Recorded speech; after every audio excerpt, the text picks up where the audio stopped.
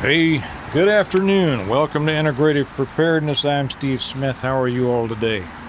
I usually make these in the morning, but I had a busy morning, and so I'm finally just now sitting down and relaxing a little bit. It's Movie Monday. Movie Monday. Gonna do a review on a movie called The Decline. I watched it several years ago. I'd forgotten that I had, as I was going through some recommendations from viewers, and then I was looking through a couple of the the movie services, and that popped up, and I said that seems familiar, and as I started watching it, I remembered having seen it before, and it's a good movie. It is a movie that every preparedness person should watch, and I'll get to that in a second. Excuse me while I move some stuff around and pet the dog. Okay, go lay down. Go lay down. Couple things. What do I want to start with here? Oh, yes. Okay. Have you made some resolutions about what you need to get done before SHTF? Let me fix this here. It probably doesn't matter. Well, over on our Patreon channel, as you know, we have a very good community over there, and one of our top level Stonemont patrons over there, Hondo Bob. He is our resident expert on EMP and all things scientific and things like that. He's the one that made those lanterns that you may have seen behind my desk there. Well, he put up a very important one that I think that everybody. If I was going to suggest one resolution, I think Hondo Bob put it up there. So you might want to get ready to write this down, right? And that is, he said, well, it's a two-parter. Two things. He wants to get back to the weight he was before the accident, and then he's going to. The second part is he's going to stop referring to him eating all the chips and junk food as the accident. I thought that was good. How many people out there, right? You talk about I'm going to use this. I'm going to use that so many times, Hondo, and I don't know. I'll give you the credit sometimes. Rebecca, also another one of our patrons over there, the Stonemont level patron. If you want to know what the Stonemont level patron is, I'll tell you that in a minute. She did ask me, she sent me a message, because the Stonemont level gets you to be able to communicate with me directly, and I read all of your stuff and get back to you. That's a way to get to me directly. And I'll either ask, you can ask me questions, you can tell me things. I'll either answer your questions privately or in a video. And she asked, and this is of general interest, will there be any special deals on books or packages on the books for Christmas? That was a great question, because I had just been thinking about that this week, and there is going to be a package, a Christmas package for the books and something else. I can't tell you what it is yet, but yes, there will be. So, and I'll get that decided here in the next week, because I know that a lot of people like to get their Christmas presents early, and I have to order in enough of the books in order to be able to get them out to people in a timely manner. So those would be autographed. For those of you saying, what books are you talking about, if you just stumbled by this channel, these are the books, the Stonemont series, my books that I wrote. It's all about preparedness, about being prepared, getting prepared, surviving through an emergency, and then rebuilding afterwards. And the Stonemont community is booming. Not only are the orders just flooding me, thank you all so much, and thank you for the very nice messages. I'm glad you're all enjoying the books and learning from them. But the Stonemont level over on Patreon is growing too. So yes, there will be, and anybody else, the way you can get these books is through Amazon, either in paperback or Kindle, is right down below, as is the way that you can get them from me autographed. There's an address down there. There was something I was going to say about an address. I think that's a separate stone mock question, so I'll hold that out. Okay, let's get back to the decline, the movie. I'm going to start off. I'm not going to keep you in suspense. I'm going to say that every preparedness-minded person should watch this movie if you haven't already. It stars nobody you ever heard of unless you're Canadian. I assume it's Canadian because there's a lot of people in the credits with French names, and it's cold. There's a lot of snow and a lot of fir trees. And it's either Canada or northern Minnesota or someplace like that. Maybe northern Montana, I don't know. But I'm guessing that it's Canada. So if you like, I kind of like that. I like movies with snow in them and stuff like that. Here's the basic rundown. Oh, the acting, some of it's pretty good. I wouldn't say that there's any really bad acting in it. You know, like, I'll tell you what, so many survival and disaster movies and preparedness movies, man, they can be tough to watch, just like Amerigeddon was that we covered last week. Was that last week? I think it was. But no, it's pretty good in this. And the visuals, the landscapes are great. If you like snow and fir trees, which I do. The story is tight. It's a good story, so let's get into this, and then I'll wrap it up at the end. But there's some things that it starts off with a father going down a dark hallway and waking up his young daughter. I'm going to say she's, I don't know, 7, 8, 9. I'm not good with kids' ages, even though I do have kids of those ages. Mine tend to be larger than most, so I'm not good at that. But he wakes her up and she's getting her stuff. He says, "Get your coat on, get your bag." It's obviously a go bag.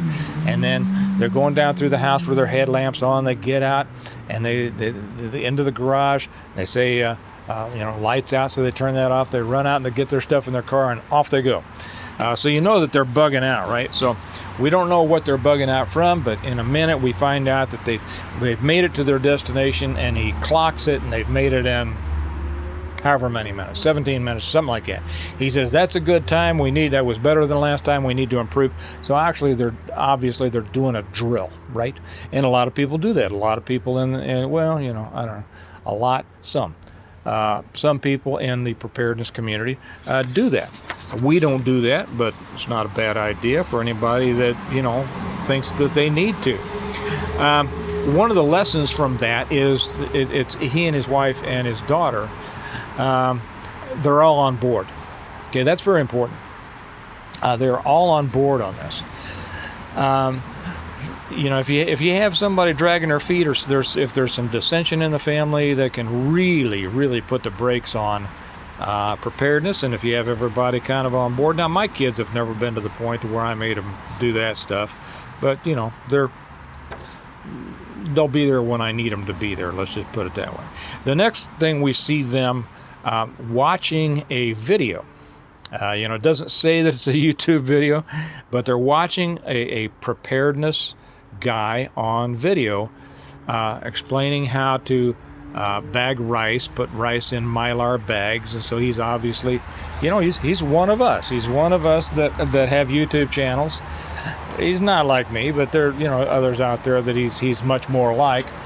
And he's explaining how to put oxygen absorbers in, and as the camera backs out, we see that the father and the daughter are doing the same thing. So they're following him as the guy on the video, learning how to do that. So these people really are tightened up into preparedness. Well, it turns out that this guy, he gets a call and says, "Hey, there's a vacancy in this upcoming preparedness drill class, and if you want to, you can come there." So he's all about it. He drives up somewhere to where he's met by this guy, and it's the guy who makes the video. So obviously he's been in touch with him. Now, please, don't anybody call me on this, okay? Don't call me. I don't give these kinds of training. What training I do privately. I'm not suggesting this at all. I'm just telling you what the movie says, and there are some great lessons coming up in this. That's why I wanted to review this. So the guy takes his cell phone. He drives up into the snow, obviously miles away from anywhere. The guy meets him, puts a camo tarp over his vehicle, takes his cell phone from him, puts it in a bag so he can't, contact anyone. Has him put on some goggles that are taped out so he can't see, puts him on the back of his snowmobile or snow machine, depending on where you live, what you call it, and off they go. Off they go into the forest, into the land of the tall trees and snow. Well, they get up there, and there's another group up there. There's a group of people. Some are already there, some come later. The guy who is the preparedness kind of guru, the guy, he has staked out this area. He's got this, 500 acres of land that he has essentially put his preparedness retreat on. And he gets people to come up there, and he's going to train them for 2 weeks on how to survive and how to prepare, everything like that. And I know there's a lot of people out there that would like to do that. I caution you on that, but that's up to you. He calls it a Temporary Autonomous Survival Zone, or TASZ. TASZ. That was the first thing that I thought, people just love these acronyms. Just love these acronyms. We find out that just as they're sitting down to dinner, we find out that, he's up there alone, but he wasn't always alone because his wife left him because he was too intense, right, about preparedness. That's a lesson right there. He goes on, he's sitting at dinner with these people that it's their first night together and they're having dinner, and he's saying, I wasn't always alone. My wife found it too intense. Apparently she's gone. He doesn't say apparently because obviously he knows she's gone, but we find out apparently she's not there anymore. And but you all understand. You all are part of a group that we understand these things. We have to watch out for each other. We have a lot in common, and so they're all about this, right? There's one guy in particular that's all about this.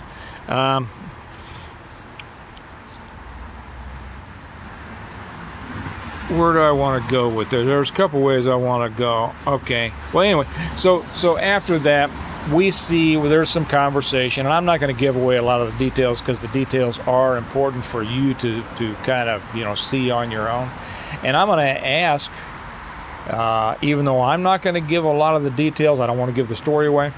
There are a lot of lessons in here, and like so many of these, there's a lot more don't do this than do this, right? You would never do that. You wouldn't do that. You don't want to do that. Hey, feel free to leave your comments down here because I'd like to hear everybody, and other people will probably learn from them, but that's not what I want to do. So the next night they're around a campfire, and they're doing some jujitsu and stuff like that. And one of the girls there who has had some previous military, and I tend to think it was Israeli, she takes a couple of guys out, and she taps out this one guy who obviously sees himself as quite the military guy, quite the stud. He's the one that walks around, with his battle belt on. He's got his gun, he's got his extra mags, he's got his knife, he's got all this kind of stuff. He's one of those that doesn't really say in there, but I'm sure he was never in the military, but he's one of these guys who likes to act like he was, right? He is the military equivalent of mall cop to the cops, right? And we've all known them. Those who try to, talk the tactics and talk tough and I do this and I do that. So she taps him out. Well, he has a real problem with that, right? And you can see his ego coming out. His ego's coming out. He hates it. He's been made a fool of in front of everybody. So there's a danger. They go through some 3-gun stuff the next day in the woods, and then they're skinning a rabbit. I won't talk about that scene, but later that night at the campfire, they start talking about, well, what if you catch a man in the trap? Then what do you do? I found this interesting because it kind of reminds me of a scene in my first book. Maybe I didn't bring that out here. I just picked up I picked up the wrong stack of books. Doesn't matter. In the reversion, where they have to deal with these 3 dirtbags who have tried to rape a couple of the women and probably kill them. And what do you do? Well, the question comes up, what if you don't trap a rabbit, but what if you trap a man? Then what do you do? And, there's discussions about that.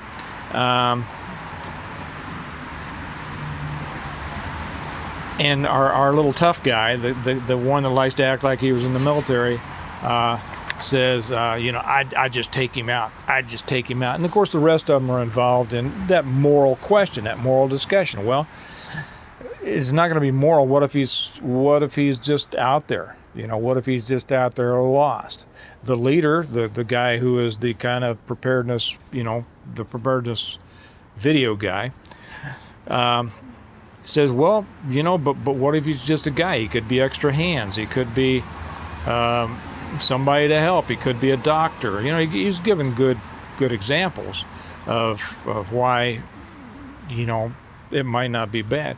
But our little military gung-ho guy, of course, he wants to beat the heck out of him and maybe kill him because he could be a scout and bring people back. And how often do we hear that kind of stuff, right?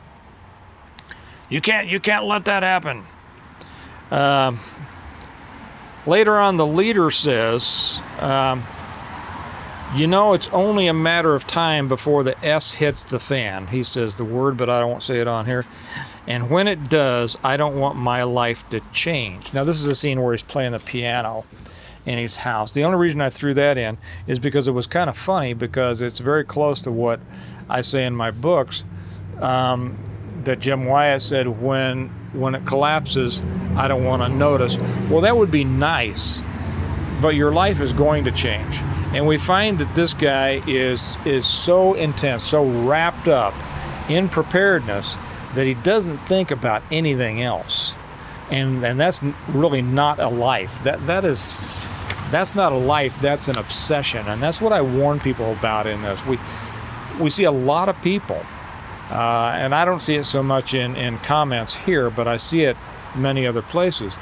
It's almost an obsession with so many people in the preparedness world, okay? In that they're living for that day. Everything they do is in preparation for the big catastrophe, and they're really not going to feel fulfilled or happy until it happens. That's an obsession, and that's not healthy. And what I preach is, don't sacrifice today for tomorrow. Everything you do today should not only prepare you to be able to live a good tomorrow, but should improve your life today. They're out making bombs. Here's where it gets interesting. He's showing them how to make some pipe bombs. Well, as they're carrying it back, and here's where I'm going to have to leave out a lot of details, because here's where some really interesting questions come in that I want you all to think about and answer. As they're carrying them back to base, one of them blows. The guy's holding it, and so it just blows him. He's a bloody mess. And so several people are trying to save him, but our little tough guy, with his battle belt and his guns and talking all tactical and looking all tactical, he just kind of stands there. Doesn't quite know what to do. Well, some want to call the police.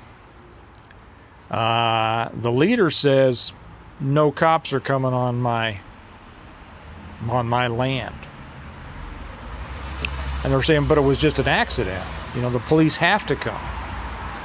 And he's saying, no, we're up here, they're gonna see everything. I'm not gonna let anybody see anything on my land.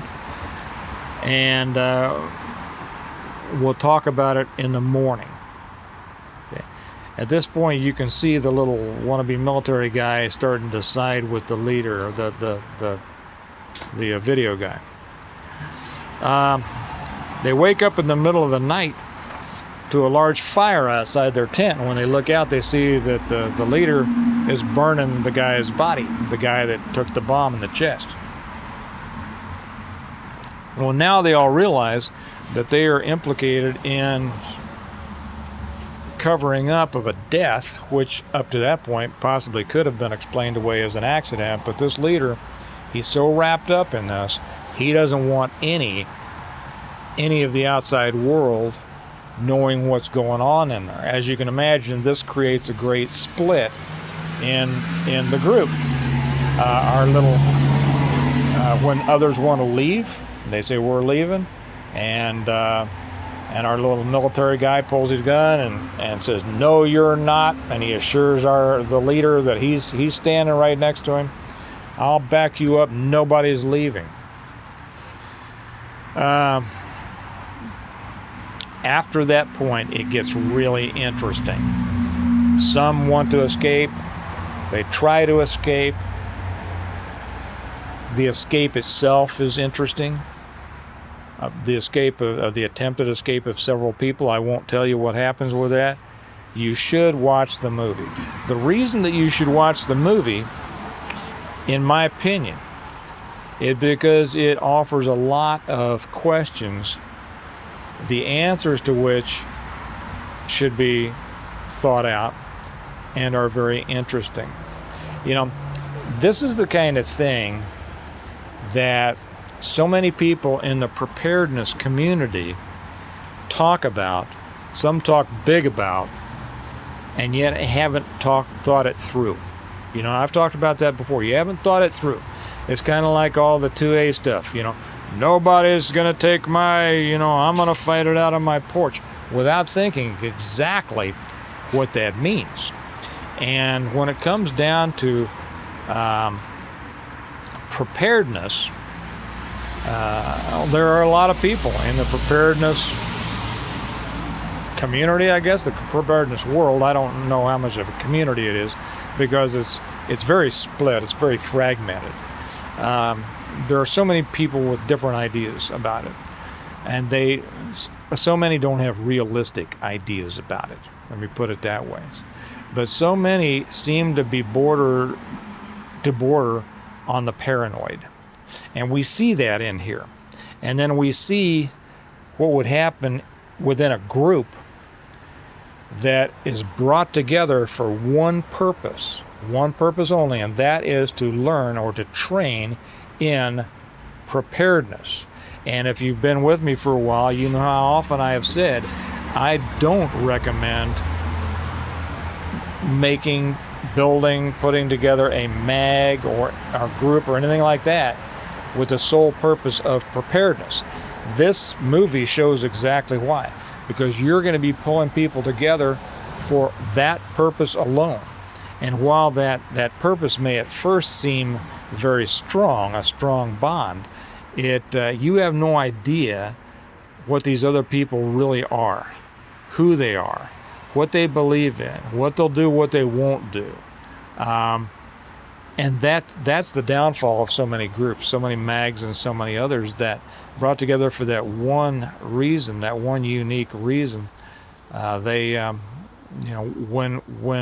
other things start coming out and differences start to be introduced, then you have fragmentation and some real problems. That's what happens here.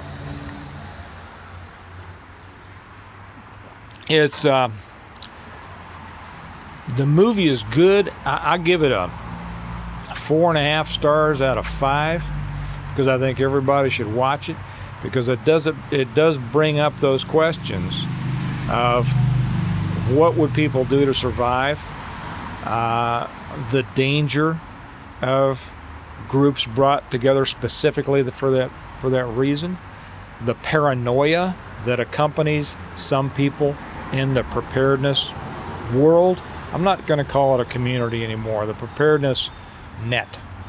Okay, within that net are different communities that think very differently. And what can happen when things get out of hand, and how easily they can get out of hand without anybody really meaning for them to.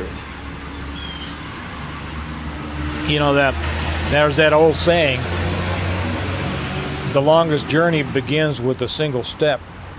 And, as people start on the road to preparedness, you never know what step is going to be maybe a little bit off the path that takes you in a direction that all of a sudden you find out, whoa. I've gone off this side path that I don't want to go down anymore. I need to get back to the main path, to a main path of rationality and thinking and doing what's right. And it really comes down to that. We talk a lot about that here, about what's right. And I talk a lot about reality. And a lot of people who are in the preparedness net world, they haven't dealt with the reality of life and death. And usually those are your big talkers. Those are the ones that I'm going to do this and I'm going to do that. And, you can't do this. The people who have been there, as much as I hate, these trite sayings, been there, done that, the ones who have aren't the tough talkers. They understand the consequence, the physical, the emotional, the spiritual consequence of certain things that happen when when you have to do certain things in the world that you otherwise might not want to. And it's not cool, and it's not anything to be excited about or look forward to. And I think this makes that point, that when people come into it with irrational expectations, then bad things can happen, really bad. I won't tell you what happens. Very interesting things happen. And I was, I mean, to me, a movie doesn't have to end one way or another, but the way it ended didn't bother me a bit. Let me just put it that way. There were some silliness in it. There was some foolishness, as far as the fighting sequences and things like that, but I'm not going to get wrapped up in that because that's just the eye candy for the people who like that kind of stuff, and it wasn't really the message of the movie. But you all who know fighting or know combat, you'll see it, you'll shake your head, But like most movies, there's some head shakers. I think that's pretty much it. I meant to also say, so I would suggest everybody see it. Everybody, I suggest that you see it, watch it, take notes, watch it with friends, watch it with your family, and discuss. What would you do in this situation? What about that? What about this? And then, sit around. It's kind of like one of those games. And if everybody's honest, hopefully you'll find out about people. Hopefully you won't find out the wrong things about people, but better to do it from a movie than from a real situation, right? One last thing that I forgot to put up at the beginning of this is that, remember, send in, if you have a favorite quote from the Stonemont series, send it in to me in a comment or over on Patreon. Send it in a message or an email. I'm not going to tell you what I'm using it yet for, and it doesn't have to be your very favorite quote. Somebody said there's so many favorite quotes I can't think of one. Send a few. I don't care. Send whatever you think's a quote, and maybe you'll get something out of it. Who knows, right? We'll see. I like things to be surprises. I think that's about it. Remember Hondo Bob's quote about things you might want to do before SHTF is get back into the shape you were in before the accident, and then stop calling eating chips and sitting on the couch the accident.